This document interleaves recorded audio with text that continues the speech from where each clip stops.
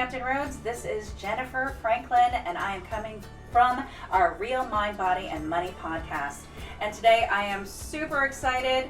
We have got Rocky Holcomb, who is the City Councilman of District 1 for Virginia Beach, and also just a dear friend of mine. I've served with his wife in our prior life on PTSA, and I got to tell you, this is a family who understands service. So today we're really going to talk about Rocky. We're also going to tell you more about our amazing district of Kempsville, which is now District 1. That's right. And so we just want to kind of just help introduce you to this amazing sect of our city that some people might not really know. So first of all, I just want to talk about you, Rocky. Just tell us a little bit about ourselves. I saw in your bio that is on the Virginia Beach City website that you are first a Marine Corps. That's right. You were first in the Marine Corps. Semper Fi. Yes. Yeah. Hoorah, right? Hoorah, hoorah. So from the get-go, I mean, obviously service is in your blood, right? And then you went on to become a chief deputy in the sheriff's office since 1991. I'm not trying to give away your age. That's right. I'm not trying to do that. But then you became a chief deputy in the sheriff's office, serving as the commander of the emergency response team, which continually champions efforts to improve mental health treatment for inmates. Yeah. I love that. Do you want to just absolutely, Jennifer. And listen, thank you for letting me be here live in the Jennifer Franklin studios today to do this podcast. This is awesome. But yeah, some of my work at the sheriff's office in the past 32 years, I've been fortunate to be surrounded by a lot of good people that have lifted me up and made me look a lot better than I really am, and I'm certainly appreciate all of them. But one of the main things that I've made a focus on, even when I was in the General Assembly, is about the treatment of the mentally ill, because so many times we find people with a mental illness. They land in jail and they really need to be in a hospital. So we've really worked hard on that at the sheriff's office and made a big difference. And so that's one of the things I'm most proud of is how we've moved that ball down the field. Well, thank you for your work on that. Yeah, thank you. Such important work. But you also implemented the K-9 unit, what a feat that is. And you also helped oversee the operations for the K-9 program. I got to tell you, when it comes to the COPS program, I love it when they break out the canine dogs, because that takes care of getting those perps right out, doesn't it? Yeah, that's right. The thing about the canine, everybody loves the canine, and here's the thing: the toughest thing in developing canines and training canines is the handler has to learn that the dog is a whole lot smarter than the handler is. So the handler has to pay attention to the dog. So sometimes the handler will have his own thoughts or her own thoughts where they need to go, but the dog knows. The dog has a keen sense of smell and knows his or her job very well. So that was a big reward. And now we currently have 4 canines at the sheriff's office. And we're training one right now. And this is a little bit of an early release. I'll let you know right here on Jennifer's podcast. That's right, everybody. We are training a fentanyl dog. We're training a dog to sniff out fentanyl. Yes. We know the crisis with fentanyl, and so the dog is in the early stages right now, but we're going to get it trained up to sniff out fentanyl. That is amazing. Yeah. Just out of curiosity, what is the time frame to train these dogs to be able to detect? Yeah, we're thinking we can get it. We're thinking we can get it done in about 9 months. Wow. And that's on 5 different odors, and the dog will have 5 different odors that it has to smell. So. Wow, that is such good stuff. I love it. And then, so I'm sure you've done a million other things, but I also just wanted to mention that you were really instrumental in the creation of the Reentry and Vets program. Yeah. Obviously, I'm a vet, you're a vet. That's right. This is something that we're passionate about. So. It's huge. It's huge. And the thing about it, a lot of folks that get incarcerated, they don't realize all the resources that are available to a vet. And we make sure that they have all of those resources available. We try to get them with housing, jobs. Even with our vets and anybody we release from the correctional center here in Virginia Beach, we try to provide wraparound services so that they have the services when they get out and not just when they're incarcerated. I love it. Yeah. Just to give the audience some information, I'm going to post this as well. But I just want to, is there a place that they should be going to find those services and the resources available? Yeah. If you can start out by going to vbso.net. VirginiaBeachSheriff'sOffice.net. Okay. And there's some links there that can get you where you need to be. Fantastic. Yeah, absolutely. That's such good work. I love it. And then if that public service wasn't enough, then you stepped into the political game, right? And served your community not only as a delegate, but now on city council. Right. So I got to ask you, Rocky, what made you decide that you're going to put your hat into politics? Well, I knew that if I wanted to see the changes that I wanted to see, I had to have a seat at the table. Yes, sir. And I knew I would have to put myself out there to have that seat at the table. And I tell you, Jennifer, if you'll indulge me, I'll tell you a little story. It won't take long. I'll go through it quickly. So everybody asked me about my name, Rocky. Yeah. And they say, well, that's a cool name. Where did you get it? Did you get it in a bar fight? Did you get it at a frat house? Did you get it in the Marine Corps? And I always tell people, no. When I first saw the light of day in Southwest Virginia, I was born in a coal mining town in 1968 to a Methodist minister and a home care nurse. Mm-hmm. And when I was born, I had a collapsed right lung. Wow. And the doctor gave me very little chance of survival. In this small coal mining town, my parents had very little in the way of resources. And so they placed me into an incubator. And they told the family to gather all the family members because they didn't know how long I would live. Mm-hmm. So my grandmother, rest her soul, she was the best prayer warrior ever. And she put together a team of her prayer warriors, and they started praying. And so I laid there for 2 or 3 days, and the doctor said, he's not getting better, not getting worse. Yeah. So let's take him out of the incubator. So they took me out of the incubator, removed the tube from my chest, and they handed me to my father. And my grandmother, rest her soul, would tell me this story over and over again all the time. And my dad first held me and he said, this is my son, and he's had a rocky way to go. Oh. And so I've had that name. So it began. So it began. And so as they passed me around the room, my grandmother would say that everybody would say, let me hold little Rocky. Let me hold little Rocky. So that's how I got the name Rocky. So early in my life, my grandmother always told me that I already had my blessing, that it was time to give back. Oh, wow. And so that's what's always made me give back. And, I've told this story hundreds of times, and I get choked up every time I tell it because my grandmother would always say that you owe somebody else something because you got yours at birth. And so that's why I work so hard. Yeah. So you were like their little miracle, right? That's right. That's right. That's exactly right. And I've been giving back ever since. Oh, gosh. I love that story, Rocky. Yep. Oh, my goodness. Well, and it's really cool because it is a cool name. Yeah. The meaning behind it is really powerful. Oh, yeah. Man, that's powerful. Yeah. So you actually were appointed to fill Jessica Abbott's seat. Right. Jessica was elected in 2020. Right. And you were appointed to City Council to fill her seat. Yeah.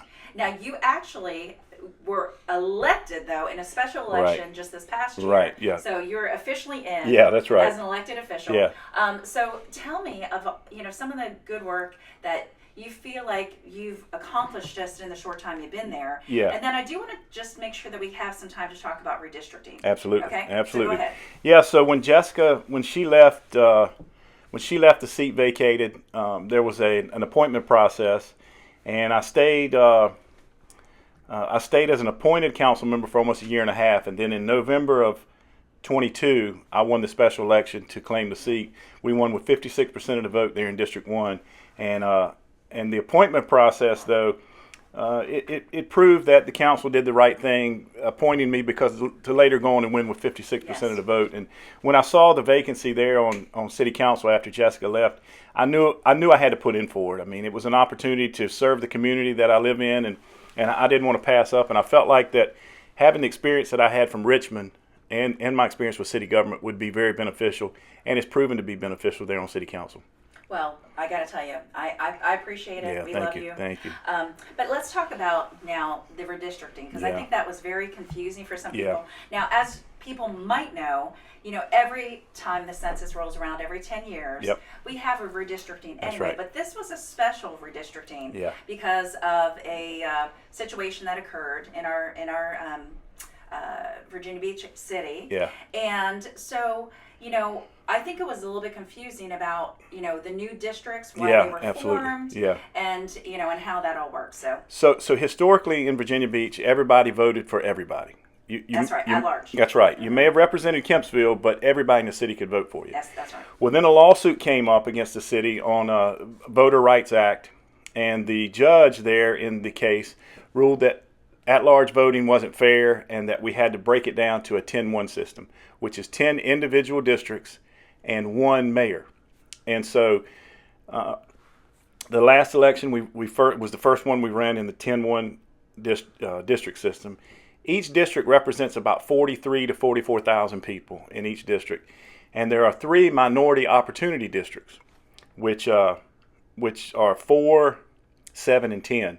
And they've been established as the minority opportunity districts. And so this past year on council, we saw during the election, we saw the most diversity we've ever seen on council, which I think is awesome. But because it's not just diversity of race, but we've got age, we've got a diversity in backgrounds. I mean, we have a farmer, we have a real estate agent, we have school teachers, we have a business owner, we have a deputy sheriff. So we have a lot of diversity there on council. So, that's fantastic. Yeah. And you know, and all those different opinions really help to represent the city as a whole. Yeah. And I think that's great. Yeah.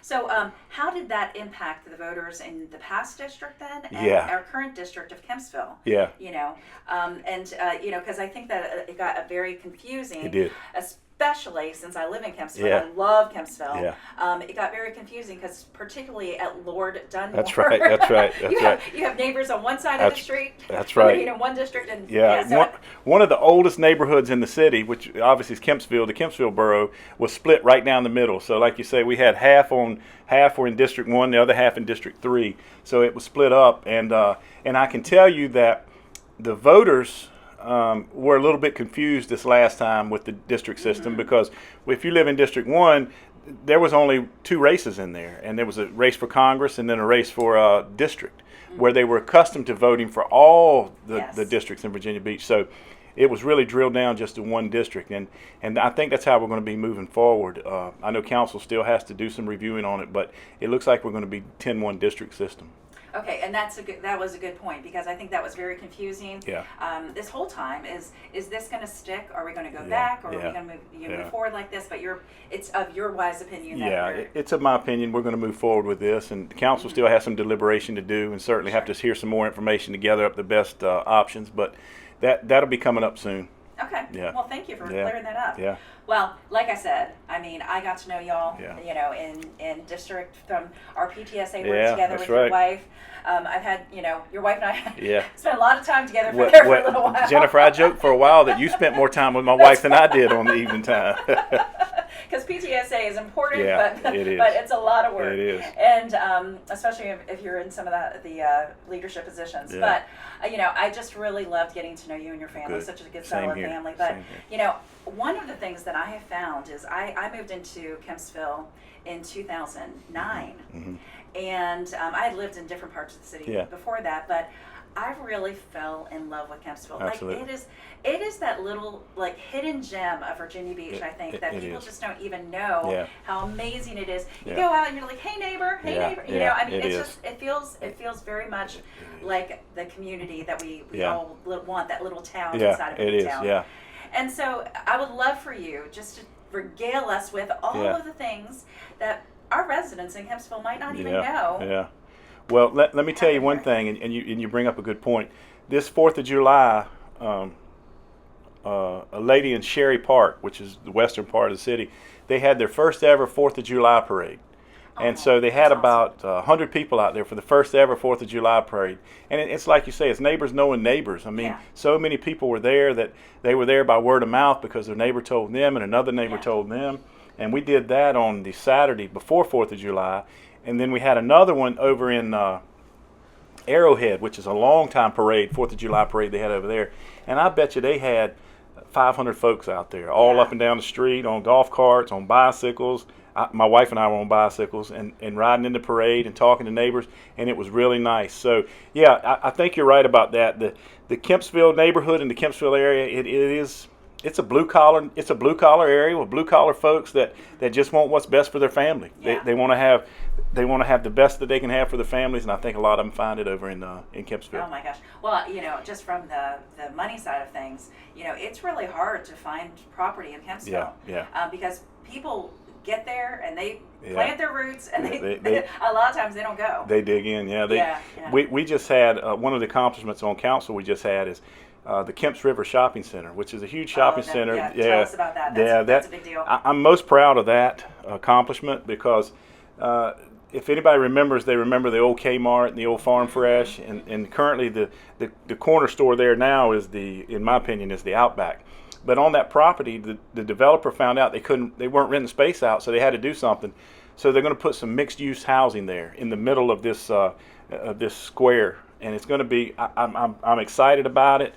It's probably about 3 years away from being really completed because of the construction costs are up now and everything, so they're waiting. But what a great project that's going to be. It's taking a shopping center that has been run down and can't be rented out, and they're going to put some mixed use housing in there, and I think it's going to be awesome. Well, we've heard a lot of feedback from the residents, right? Mm-hmm. So, I mean, just being a Kempsville resident myself, I've heard a lot of that. You've had some pros and cons with that, haven't you? Yeah, you have. Yeah. The biggest one has been traffic. Sure. Yeah. They talk about but I think that overall, we looked at the blight problem, exactly. right? Yeah, exactly. And what that can bring, with crime and just different things. And so overall, this should be a very, very good move right? I think so. You were at one of my town halls, I think. Was, sir. That's right. I try to listen to you as much as I can. So you heard it. Yeah, you heard it. So we were able to talk to the Civic League presidents and a lot of neighbors. And I tell you, Jennifer, one of the biggest things we're hearing right now, and I was fortunate that myself and Councilmember Berlucci and the mayor put an ordinance in to have a study done on the cut-through roads in neighborhoods. For example, in District 1, we have Lord Dunmore, which is a major cut-through road, and people are speeding through there, and it's very dangerous. We have Balfour Drive, we have Whitehurst Landing, we have Susquehanna Drive. There's so many of these roads that are cut-through roads back to main thoroughfares. So the city's doing they're doing some deep dive on some of these neighborhoods to see what we can do to stop some of this neighborhood traffic. Right. Yeah. Well, and you're going to have to, because you're absolutely right. I mean, there are so many ways to get to the main roads, and it is typically through those neighborhoods. It is.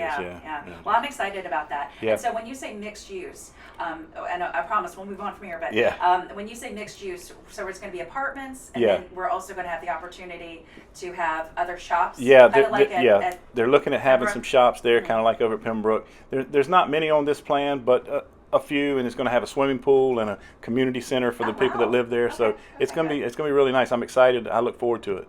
Well, exactly. Well, I got to tell you. So I love going over there because they have Dollar Tree. That's right. And they have Panera. I'm over there for Panera just at least right. a couple times a week. I got to give a shout out to Panera there. Oh, yeah. And a couple of the other little restaurants there. So, I'm excited to see what kind of business that's going to bring. Yeah. So we just did a celebration of a dedication at the park. Patriots Park. Patriots Park.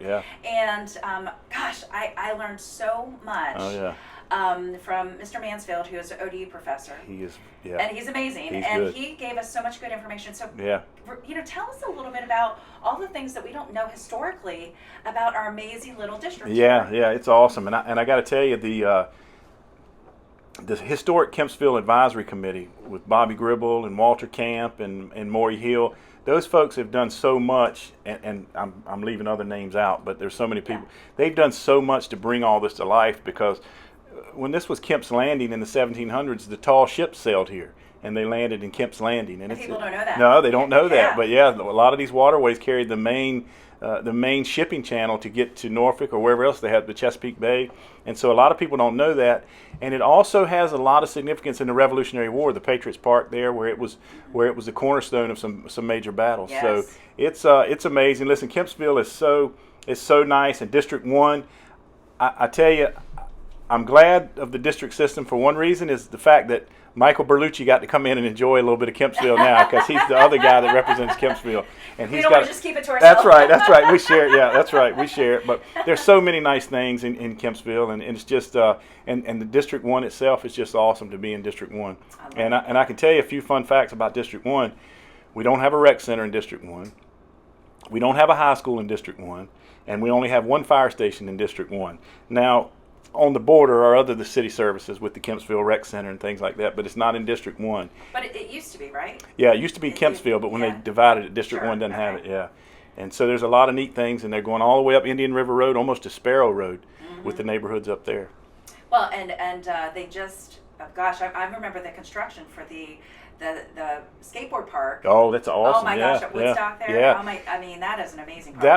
That was a great partnership with HRSD about getting that in there with the water containers and how the reserve. And I remember when it was going in, and it was I was actually in the House of Delegates, and I was talking to neighbors there, and they hated it, but now they love it. It's a great. Matter of fact, I think it's one of the premier on the East Coast as far as skate parks go. It's pretty amazing. Yeah. If you guys have not been out there to see this park, it is amazing. They also have a dog park there, and you just have to be a Virginia Beach resident to be able to use that. But I've got to tell you, I mean, one of the things I love, and also the fact that I do teach a yoga class at the rec center at Kempsville Rec, and I gotta say that one of the things I really think separates us, not just the fact that we have great education, we've got great, surfing, all those different things that Virginia Beach brings, but our rec centers. Oh my gosh, our Parks and Rec. Yeah. They do such an amazing job of just providing those services at an affordable rate to our residents, and it's such a great thing. It really is, and I say shout out Director Kirschman and his staff because they do a great job. And I tell you, he's up against it now with the Parks and Rec. Is the biggest thing right now, Jennifer, is pickleball. They can't get enough pickleball. Nobody can get enough pickleball. It's amazing. We hear so many emails and calls about pickleball courts. And how we need more of them. We need more. That's right. We need more. Yeah, we need. In fact, we had a guy come into council and tell us that we had one pickleball court per every 12,000 people, and we needed more. So it's a hot commodity right now. It is pickleball. A fun sport. Yeah, it is. I got to really tell is. you, Yeah. that is a lot of fun. And actually, I think everybody thinks of pickleball as like a senior citizen sport. That is, oh my goodness, that is a highly competitive. I took a deputy sheriff friend of mine, young guy, and we went to the Kempsville Rec Center to play in the morning grouping they had there, and there was a team, a doubles team of men that were probably 70 years old, combined 140, and they had both of us with our tongue hanging out when they got done. They were playing so good. We were worn out. I'm telling they you, beat us. And that kitchen, that is a dangerous area right there. Holy smokes, I almost took my knee out. That's right. In the kitchen. That's right. Yeah. So it is. The good thing about it. It's a sport for all, no matter your age, and that's the awesome thing. It is. So, is there anything else that you just want to kind of highlight about District 1? I think I know that we can't cover everything in our short little podcast time here, but I just think it's really important for people to understand what a great little district this is, and I don't think that people realize how big each district is. I was kind of surprised when you said 30,000 to 40,000. The biggest district is District 2 geographically, because that goes from Centerra Princess Anne Hospital all the way to the Carolina line. Oh wow! And that's council member Henley, and I always say that she may have the biggest district geographically, but we have the biggest heart here in District 1 because these folks there's some great residents in District 1, and I hear from them all the time. And one thing that I enjoy doing is get on my bike and riding around and talking to the folks in District 1 and just hearing what the concerns are. And I can tell you this, having served in Richmond, you don't really have that same connection with the voters like you do on city council. I mean, I see constituents in the grocery store that ask me, Rocky, can you help me with this? Can you help me with that?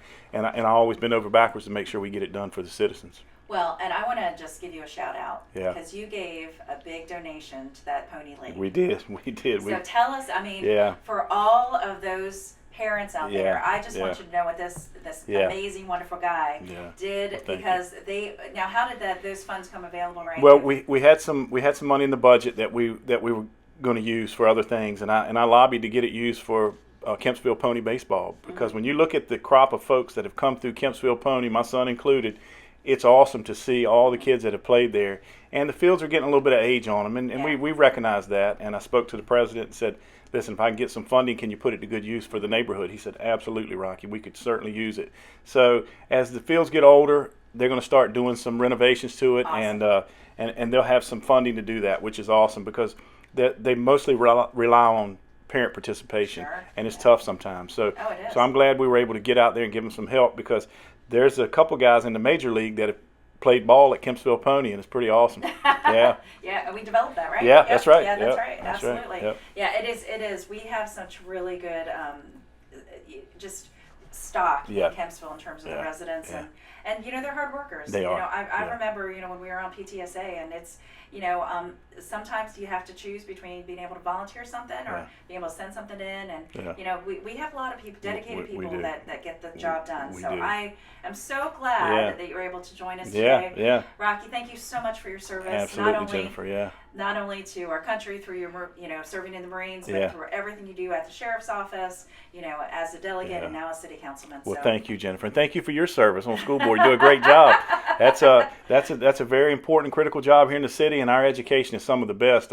You look at the numbers where Falls Church or Manassas has always been ahead of us, but I think we're quickly closing that gap and becoming the best schools in Virginia. Oh my gosh, Yeah. we're definitely in the top of the state for sure. Absolutely. Yeah, and we're very proud of that. And that's the hard work you guys do over there. Well, thank you. Yeah. Well, thank you. Well, again, thank you for coming in here. Absolutely. And hey, everybody, audience, let me tell you, if you haven't come to visit us, I gotta say, you gotta go to I gotta give a shout out to Brickhouse Diner. Brickhouse, yeah. One of my favorite new diners that came up since the pandemic. I love it. Yeah. And the skate park. Yeah, that Brickhouse they're surviving over there. They're doing real well. I went a couple of weekends ago. The wife and I went for breakfast on Saturday, and they said that'll be a 30-minute wait. I said, well, it's worth the wait because that means it's packed. So it was it's doing real good over there. Yeah, and now we also have Surf Rider. Surf Rider, that's right. I know, which was a big. Yeah, that was got big. a Surf Rider. That's nice. Yeah, it's real nice. Yeah. Now tell us, is that in District 1? It is. Oh yes. It okay, is. good. That's a District 1. That's right. Yeah. So I can really make sure that we're getting out there supporting them. In fact, Jennifer, this past year, the Virginia Beach Beautification Committee awarded Providence Square Shopping Center as the best shopping center in the city for cleanliness and looks. Yeah, they got an award. I was able to go there and present it to them. Oh my gosh, Yeah, well, that's so amazing. It was awesome. Well, thank you. Yeah. Thank you for supporting us and everything you do. So again, this is Rocky Holcomb, City Councilman for Virginia Beach for District 1, and we just appreciate you. Thanks again. Thank you, Jennifer. That's awesome.